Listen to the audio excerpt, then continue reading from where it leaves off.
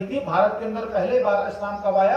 712 ईस्वी में, जब सिंध के राजा दाहिर ने ये जो इस्लामिक आतंकी था मोहम्मद बिन कासिम, उसका सामना किया। वहां से भारत के ऊपर निरंतर आक्रमण यानी विश्व सनातन संस्कृति में फैलना, जहां हम माता बहनों की पूजा करते आए हैं। यत्र नारीस्तु पूजन्ते रमन्ते तत्र देवता, कहते हैं ना। तो जहां नारी के सम्मान का, हम लोग चैत्र नवरात्र पे हम छोटी नन्ही बालिकाओं के, कन्याओं के पैर पूजते हैं, ये हमारी संस्कृति है। और वही अब संस्कृति क्या है, तो आप जानते हैं कि महिलाओं के साथ किस तरह से दुराचार, अत्याचार, क्या क्या कुछ नहीं उनकी संस्कृति में, यहाँ तक कि हत्या को त्योहार मना करके वो लोग करते हैं। अभी कुछ दिनों पहले आपने देखा, गाय काटना, ऊंट काटना, बकरी काटना, और इसको क्या बोलते हैं साहब, ये इस तरह का कल्चर उन लोगों का। तो हम लोगों के ऊपर जो ये सांस्कृतिक आक्रमण हुआ है, इसके बारे में हमें सोचना पड़ेगा। तो इससे कौन रोक रहा है इसको आज की तारीख में?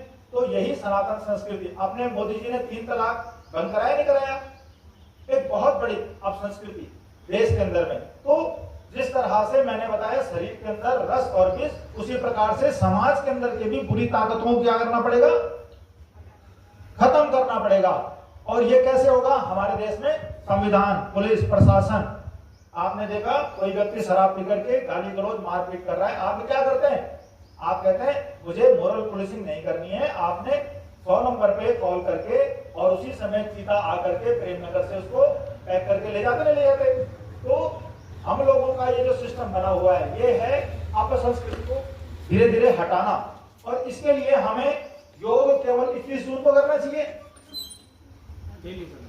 रोज करना चाहिए। और क्या करना चाहिए? आज तो ये मिश्रित फॉर्म में हुआ, आगामी दिनों में हम लोग अगेन एंड अगेन योग क्लासेस कंडक्ट करेंगे कि कम से कम 1 घंटे के अंदर हम अपने शरीर के लिए 24 घंटे में से 1 घंटा ऐसा निकालें कि जबकि हम ये जो हमारा ये जो शरीर है, ये शरीर हमारा स्वस्थ रहे। आप बताइए, आप कहाँ रहते हैं?